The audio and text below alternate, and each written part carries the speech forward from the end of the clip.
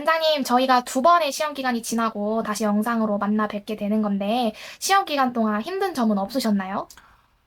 아우, 너무 힘들기는 했죠. 막 뼈가 갈리는 줄. 음, 이유는 뭐 소수학교까지 다 해가지고 그러니까 학년과 이 교재가 다른 모든 이 교재 라인을 세면 전체 교재가 24개였어요. 음, 24개의 교재에 자료가 나가는 거를 4번의 자료가 나왔거든요. 그러니까 아이고. 교재가.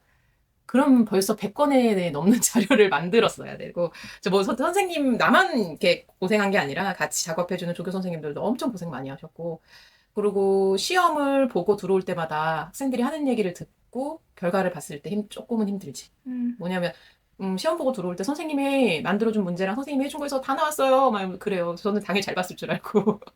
그래, 잘 봤어? 막 이렇게 얘기하면 아니요. 이렇게 얘기하는데, 음, 보고 나면 이게 조금씩 틀리는 거죠. 아쉽게 음. 틀리는 부분들도 있고. 근데 이제 그게 이게 뭐 이게 조금 틀렸다고 조금 깎고 이런 게 없잖아요. 그러다 보니까 이제 점수가 뚝뚝뚝 떨어지죠.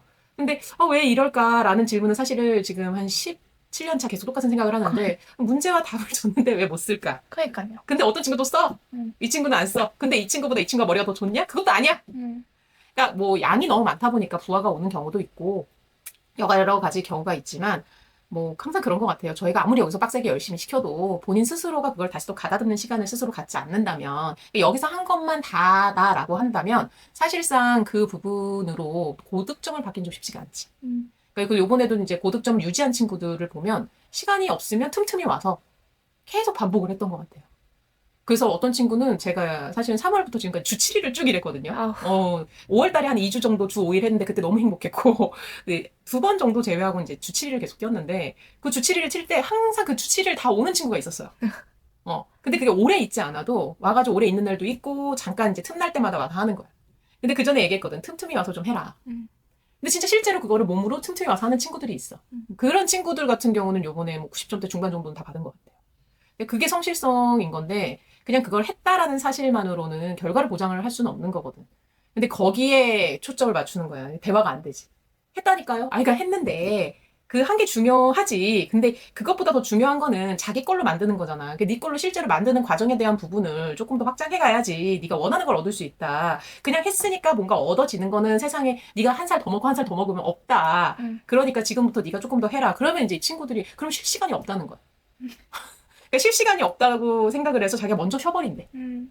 쉬고 난 다음 하려고 하면 남는 시간에 이게 되겠냐고. 안 되죠. 그러니까 승질이 나는 거예요, 본인들은. 감정 컨트롤이 안 되는 상황까지 가게 되면 그런 친구들을 붙들고 또 그런 타이르고 얘기하고 해야 되는데 에너지 더 많이 쓰는 것 같아요. 그러니까. 응. 그러니까 그 부분이 이제 가장 힘들었죠.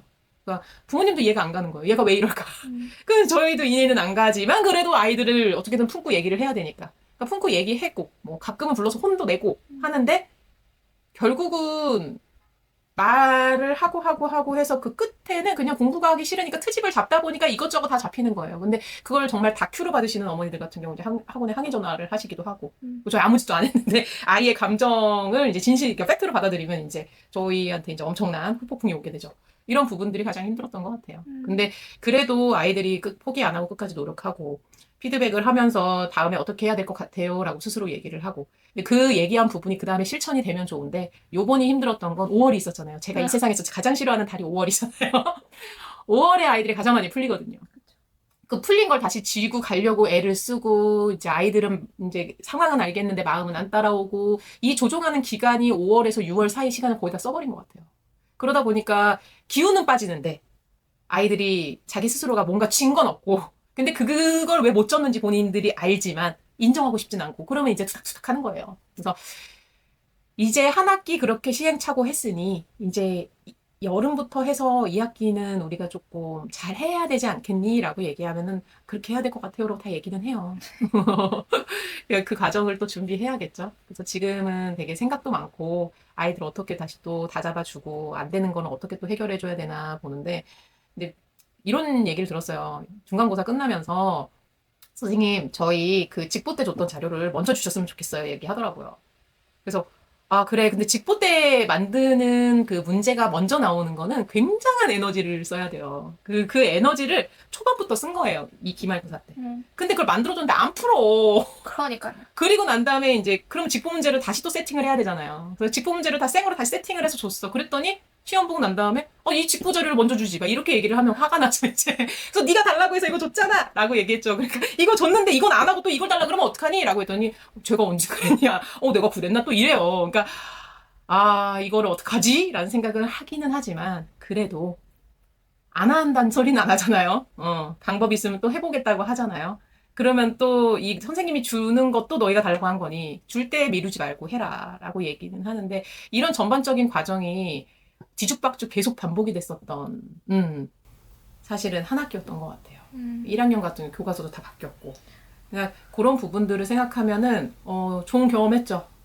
좀 약간 내공이 더 많이 쌓이는 제 실력은 일취월장하고 있습니다. 축하드려요. 감사합니다.